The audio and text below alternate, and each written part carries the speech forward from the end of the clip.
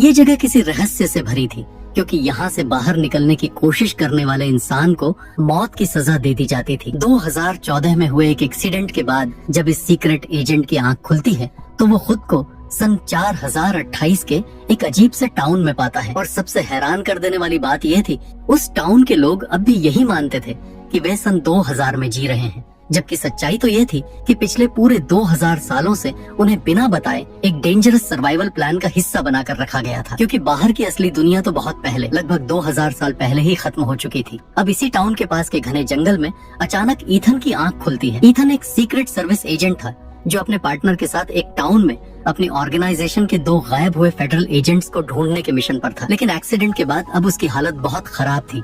उसके शरीर पर गहरे जख्म थे, कपड़े फटे हुए थे और उसके पास उसका कोई भी सामान नहीं था। किसी तरह खुद को संभालते हुए वो पास के टाउन की तरफ निकल पड़ता है। टाउन पहुंचने पर वहाँ के लोग ईथन को काफी अजीब नजरों से देखने लगते हैं, जैसे उन्होंने किसी बाहरी को पहली बार देखा हो। ईथन सीधा एक कैफे में चला जाता है, जहाँ काम करने वाली एक लड़की से बातचीत में उसे पता चलता है कि वह वेवर्ड पाइन्स नाम की जगह पर है। ईथन उससे कुछ और पूछ ही रहा होता है कि तभी कमजोरी के चलते बेहोश होकर जमीन पर गिर जाता है। होश आने पर ईथन खुद को एक हॉस्पिटल के अंदर पाता है, जहाँ सामने खड़ी होती है डॉक्टर पाम। पाम उसे बताती है कि उसकी कई हड्डियां टूट गई हैं और उसे कुछ समय तक आराम की जरूरत है। पाम की बात सुनकर ईथन को धीरे धीरे याद आने लगता है वो अपने एक और साथी के साथ निकला था। रास्ते में उनकी गाड़ी अचानक से एक ट्रक से टकरा गई थी। ये याद आते ही ईथन तुरंत पाम से अपने साथी के बारे में पूछता है, लेकिन पाम बताती है कि उसके साथी की तो वहीं ऑन द स्पॉट मौत हो गई थी, जबकि ईथन किसी तरह खुद को बचाकर गाड़ी से निकलकर जंगल में पहुंच गया था। अब ईथन अपने फोन से अपनी वाइफ को कॉल करके सब बताना चाहता है,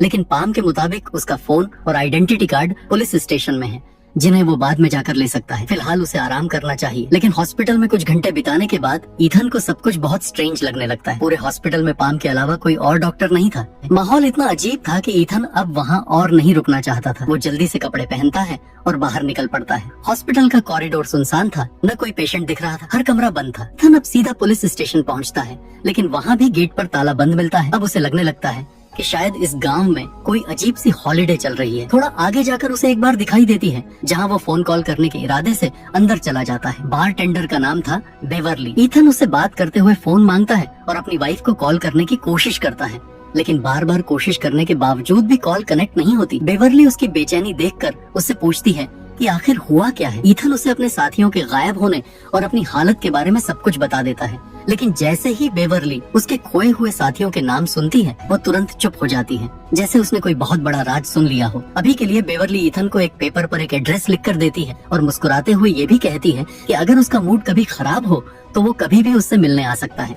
ईथन उस पेपर को पलटता है तो पीछे एक लाइन और लिखी होती है, वेवर्ड पाइन्स में कोई भी झिंगुर मौजूद नहीं है। ये बात पढ़कर ईथन थोड़ा कंफ्यूज तो होता है, लेकिन फिलहाल इस पर ज्यादा ध्यान नहीं देता और बार से बाहर निकल जाता है। पर तभी अचानक उसे पास की झाड़ियों से झिंगुरों की आवाज सुनाई देती है। आवाज सुनते ही थोड़ा सा शॉक होते हुए वह झाड़ियों की तरफ बढ़ता है। जैसे ही वह झाड़ियों को हटाता है, उसे वहाँ एक स्पीकर दिखाई देता है और उसी स्पीकर से झिंगुरों की आवाज आ रही थी। ये देखकर ईथन सोचता है कि टाउन में जो कुछ भी हो रहा है वह नेचुरल नहीं है। थोड़ी देर बाद ईथन पास के एक मोटल में पहुंचता है ताकि वह रात वहीं बिता सके, लेकिन क्योंकि उसके पास पैसे नहीं थे, सुबह सुबह ही उसे होटल से बाहर निकाल दिया जाता है। अब बाहर निकलते ही ईथन को याद आता है वो एड्रेस जो बेवरली ने उसे दिया था। वह तुरंत वहाँ जाने का फैसला करता है, लेकिन उस जगह पहुँचते ही ईथन के तो होश उड़ जाते हैं, क्योंकि वह जगह किसी पुराने और जर्जर कैबिन की तरह थी। अंदर घुसते ही उसे एक भयानक नजारा दिखाई देता है।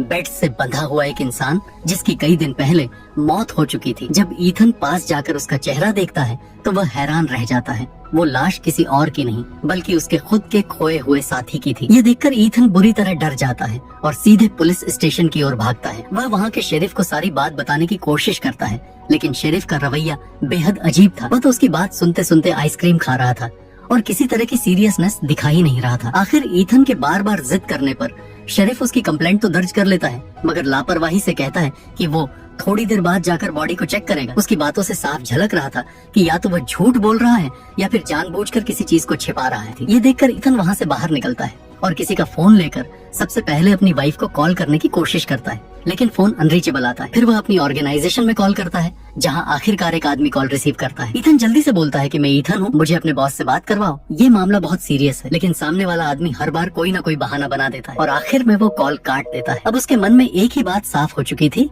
इस टाउन में कुछ बहुत गलत चल रहा है। परेशान होकर ईथन तुरंत बार में गया ताकि ब्रेवली से बात कर सके, लेकिन बार में आज ब्रेवली मौजूद ही नहीं थी। ईथन ने वहाँ मौजूद पार्ट टेंडर से ब्रेवली के बारे में पूछा तो उसने बताया कि ब्रेवली नाम की कोई औरत इस बार में काम ही नहीं करती। ईथन को यह सुनकर गुस्सा आ गया। उसने गुस्से में उस बंदे का कॉलर पकड़ लिया और उसे उल्टा सीधा सुनाने लगा, लेकिन तभी बंदा गुस्से में आकर ईथन के सर पर वार कर देता है। ईथन बेहोश हो जाता है और इस बार उसकी आंखें खुलती हैं तो वह फिर से हॉस्पिटल में था, लेकिन अब उसके हाथ पैर बांध कर रखे गए थे। तभी वहाँ एक साइकियाट्रिस्ट आता है और बताता है कि एक्सीडेंट की वजह से ईथन के दिमाग में एक बहुत ही खतरनाक ब्लड क्लॉट बन गया था। इसी वजह से वह अजीबोगरीब चीजें हेलुसिनेट कर रहा था। साइकियाट्रिस्ट उसे यह भी बताता है कि उसी ब्लड क्लॉट को रिमूव करने के लिए जल्दी ही सर्जरी करनी पड़ेगी, लेकिन ईथन के हिसाब से जो उसने देखा और महसूस किया था वह पूरी तरह से सच्चाई ही थी। इसीलिए ईथन डॉक्टर पाम के सामने आते ही अपनी सर्जरी करवाने से मना करता है, लेकिन डॉक्टर पाम उसकी बात नहीं सुनते और एक इंजेक्शन देकर उसे बेहोश कर देती हैं। फिर सीधे ऑपरेशन रूम की तरफ ले जाती हैं। रास्ते में ईथन जैसे तैसे होश में आता है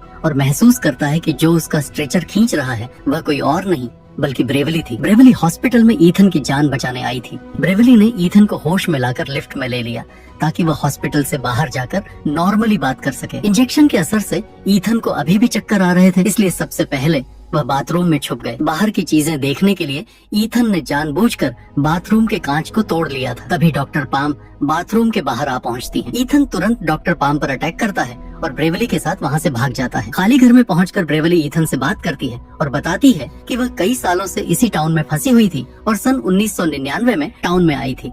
ये सुनकर ईथन का दिमाग काम करना बंद कर देता है क्योंकि अब उसका कैलकुलेशन और एज बिल्कुल मेल नहीं खा रहे थे। ब्रेवली आगे बताती है कि जिस एजेंट की डेड बॉडी ईथन ने ढूंढी थी उसे असल में शेरिफ ने मारा था। इस टाउन में कुछ नियम थे कि कोई भी यहाँ से भागने की कोशिश नहीं करेगा। ये सुनकर ईथन और ज्यादा डर जाता है, लेकिन दवाई के असर की वजह से वह बेहोश हो जाता है और अगली सुबह जब उसकी आंख खुलती है तब ब्रेवली वहाँ से चली गई होती है। ईथन टाउन में वापस जाता है और इस बार सब कुछ नॉर्मल लग रहा था। पास में हो रही एक पार्टी में उसकी नजर केट नाम की महिला पर पड़ती है जो मरे हुए एजेंट के अलावा गायब हो गई थी। लेकिन सबसे चौंकाने वाली बात यह थी कि केट अपनी उम्र से काफी बड़ी लग रही थी। ईथन तुरंत अप्रोच नहीं करता और पार्टी खत्म होने तक इंतजार करता है। जैसे ही केट अपने पार्टनर के साथ जाने लगती है ईथन उसका पीछा करता हुआ उसके घर तक पहुंच जाता है। रास्ते में उसके दिमाग में बस यही बात चल रही थी कि केट इतनी ज्यादा बदल गई कैसे, क्योंकि 1 महीने पहले तक ही उनका एक्स्ट्रा मैरिटल अफेयर चल रहा था और तब केट बिल्कुल अलग थी।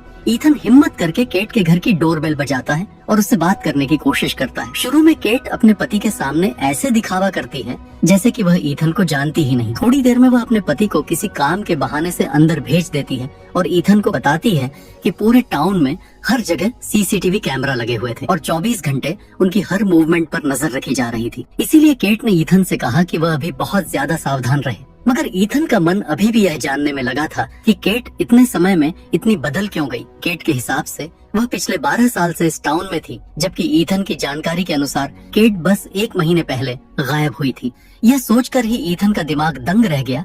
केट ने आगे किसी भी सवाल का जवाब देने से साफ मना कर दिया और हंसते हुए ईथन को वहाँ से जाने को कहती है ताकि कोई भी उनके ऊपर शक न करे। केट की बातें सुनने के बाद ईथन जल्दी से जल्दी इस अजीब टाउन से बाहर निकलना चाहता था। उसने थोड़ी दूर जाकर पास खड़ी एक गाड़ी का शीशा तोड़ दिया और किसी तरह से गाड़ी को रोड पर भगाते हुए टाउन से बाहर निकलने की कोशिश की। कुछ ही देर में ईथन टाउन के एंट्री बोर्ड के पास पहुंचा और उसे लगा कि शायद अब वह टाउन पीछे छूट जाएगा। मगर कई घंटों तक लगातार ड्राइव करने के बावजूद अचानक वही बोर्ड सामने आ गया जो उसने पहले भी देखा था। ये देखकर ईथन समझ गया कि रोड के रास्ते से वह टाउन से बाहर नहीं जा सकता। तुरंत ही उसने गाड़ी से नीचे उतरकर जंगल में भागने का फैसला किया। जंगल के बीच में आने वाली हर चीज को ध्यान से पार करते हुए वह जंगल के अंतिम हिस्से तक पहुंचा। वहाँ एक बहुत बड़ी दीवार खड़ी थी जो पूरे टाउन को चारों तरफ से घेर रही थी। दीवारों के ऊपर हाई वोल्टेज वायर्स लगे थे ताकि कोई भी भागने की कोशिश करे तो करंट लगने पर उसकी मौत हो जाए। ईथन ने फिर से गाड़ी में बैठने का फैसला किया।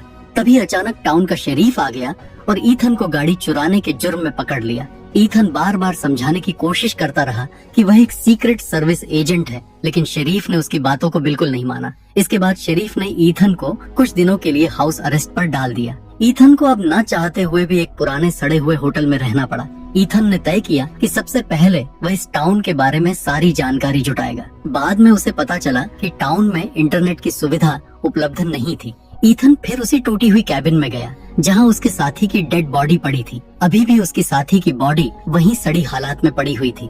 तभी उसकी नजर साथी के पैर पर पड़ी और उसने देखा कि वहाँ एक छोटी सी बुकलेट छुपी हुई थी। ईथन बुकलेट को अपने पास लेने ही वाला था कि शरीफ अचानक वहाँ आ गया। उसने तुरंत ईथन को गन पॉइंट पर ले लिया। शरीफ गुस्से में था और उसने ईथन को वापस होटल जाने के लिए मजबूर कर दिया। लेकिन अभी के लिए ईथन होटल ना जाकर उसी बार में गया जहाँ पर ब्रेवली काम करती थी। किस्मत से बार में पहुँचने पर ब्रेवली खुद ही मिल गई। उसे देखते ही ब्रेवली ने सबसे पहले बार के गानों का वॉल्यूम तेज कर दिया और फिर डांस करने का दिखावा करते हुए ईथन के कान में फुसफुसाई कि जो मरा हुआ एजेंट ईथन के साथ काम करता था वह पहले ब्रेवली के साथ मिलकर टाउन से भागने की योजना बना रहा था। उस एजेंट ने टाउन का एक डिटेल्ड मैप बनाया था और हमेशा उसे अपनी एक बुक में रखता था। गांव वालों को उनके बारे में पता चल गया, जिस वजह से भागते समय उसकी जान चली गई।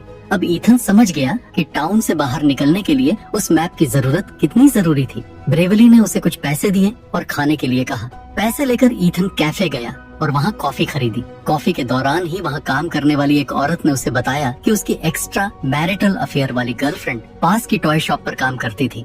इस जानकारी के बाद ईथन तुरंत ही उस शॉप पर गया ताकि पता लगा सके कि आखिर उसके साथी की मौत कैसे हुई। मगर केट ने जानबूझकर इस बारे में कुछ भी नहीं बताया। जब ईथन शॉप से बाहर निकला उसकी नजर एक फोटो फ्रेम पर पड़ी जिसमें टाउन के रूल्स लिखे हुए थे। पहला रूल ये था कि कोई भी टाउन से भागने की कोशिश नहीं करेगा। दूसरा रूल ये कि टाउन में किसी से भी अपने पास्ट के बारे में बात नहीं करेगा। तीसरा और सबसे अजीब रूल ये था कि हर बार फोन कॉल्स को आंसर करना होगा। ईथन को ये सब पढ़कर काफी अजीब लगा, लेकिन उसने फिलहाल हॉस्पिटल की ओर रुख किया। वहाँ भीड़ न होने की वजह से वह जल्दी ही मुर्दा घर तक पहुँच गया जहाँ मरे हुए लोगों का सामान रखा जाता था। उसने तुरंत वह बुकलेट अपने पास रख लिया और ब्रेवली के साथ जंगल की ओर निकल गया। वहाँ दोनों ने टाउन के मैप को देखकर निकलने का प्लान तैयार किया। प्लान को एग्जीक्यूट करने से पहले दोनों के शरीर से ट्रैकर निकालना जरूरी है, क्योंकि इस टाउन में हर व्यक्ति के अंदर ट्रैकर लगाया गया था जो उनकी एक्टिविटी और लोकेशन को ट्रैक करता था। मगर ब्रेवली की मदद से वह ट्रैकर निकालने में सफल रहा। ब्रेवली ने यह भी बताया कि यदि कोई रूल तोड़ता तो उसे बहुत खतरनाक सजा दी जाती और ईथन का मरा हुआ साथी भी उसी सजा का शिकार हुआ था। ईथन ने तय कर लिया कि वह किसी भी सजा को झेल कर भी बाहर निकलने की कोशिश करेगा। इसके बाद वह टाउन में वापस प्लान को पूरी तरह तैयार करने चले जाते हैं। रास्ते में ब्रेवली और ईथन की मुलाकात केट और उसके पति हेरोल्ड से हो गई। केट ने ईथन से बात करते हुए उसे ब्रेवली के साथ अगले दिन शाम के डिनर के लिए अपने घर इनवाइट किया। ईथन ने थोड़ी सोच विचार के बाद तुरंत हाँ कर दी। ब्रेवली को यह थोड़ा अजीब लग रहा था, मगर फिलहाल उसने कुछ नहीं कहा। ईथन वापस अपने होटल गया और मैप को देखकर टाउन से भागने की योजना बनाने लगा। तभी उसने मैप में देखा कि एक पेड़ के ऊपर कुछ निशान बने हुए हैं। इसका मतलब ये साफ था उसके मरे हुए साथी ने वहाँ कोई जरूरी सामान छुपाया था। अगले दिन सबसे पहले ईथन ने अपनी ट्रैकर चिप होटल के बेड पर रख दी और जंगल की ओर चल पड़ा। वह पेड़ के पास पहुंचकर ऊपर चढ़ गया और सामान निकालने लगा। इसी बीच उसे पास से गोलियों की आवाज सुनाई दी। पेड़ के ऊपर से ईथन ने शरीफ को देखा जो किसी चीज पर लगातार फायरिंग कर रहा था। ईथन ने फिलहाल उस पर ध्यान नहीं दिया और अपने काम को पूरा कर लिया। जंगल पार करके वापस गांव पहुंचते ही ईथन शाम के समय ब्रेवली के साथ केट के घर की ओर बढ़ा। शुरू में ब्रेवली थोड़ी हिचकिचाई, मगर ईथन ने समझाया कि आज रात ही उनका टाउन से निकलने का समय है और प्लान तैयार है। इसे ब्रेवली भी मान गई और साथ में घर पहुंच गई। डिनर के दौरान थोड़ी देर ईथन ने केट से बातें की और फिर वॉशरूम जाने का बहाना बनाया। वॉशरूम में जाकर सबसे पहले उसने चेक किया कि कहीं कोई सीसीटीवी कैमरा तो नहीं है। पूरी तरह सुनिश्चित होने के बाद उसने अपना ट्रैकिंग डिवाइस वहीं रख दिया। इस बीच ब्रेवली केट और हेरोल्ड से बातें कर रही थी। जानबूझकर उसने अपनी बेटी का जिक्र किया, जिससे ये साबित होता था कि वह टाउन आने के बाद से अपनी बेटी से नहीं मिल पाई थी। पास्ट के बारे में बात करने के कारण उसने टाउन का एक रूल तोड़ दिया, मगर उसने खुद को परेशान होने का बहाना बनाकर बाथरूम की ओर चली गई। काफी समय तक ब्रेवली बाहर न आने पर केट और हेरोल्ड को उनके भागने की योजना समझ में आ गई। इसी दौरान ब्रेवली और ईथन घर के बाहर निकल चुके थे। ईथन ने शुरुआत में ब्रेवली को समझाया कि उसके मरे हुए दोस्त के पैकेज की मदद से ही उन्हें टाउन से बाहर जाने के कुछ क्लूज मिले हैं। अचानक आसपास के सभी घरों की लाइट जल गई और घरों में मौजूद फोन बजने लगे। इसके तुरंत बाद हर घर से लोग हथियार लेकर बाहर आ गए और ईथन और ब्रेवली का पीछा करने लगे। अब सवाल ये था कि क्या वे दोनों टाउन का ये रहस्य पूरी तरह से जान पाएंगे? क्या वे टाउन से बाहर निकल पाएंगे? और उससे पहले क्या गांव वाले उन्हें मार देंगे या नहीं? जानने के लिए लाइक और सब्सक्राइब जरूर करें और नेक्स्ट पार्ट के लिए कम से कम 50 कमेंट करवा दें।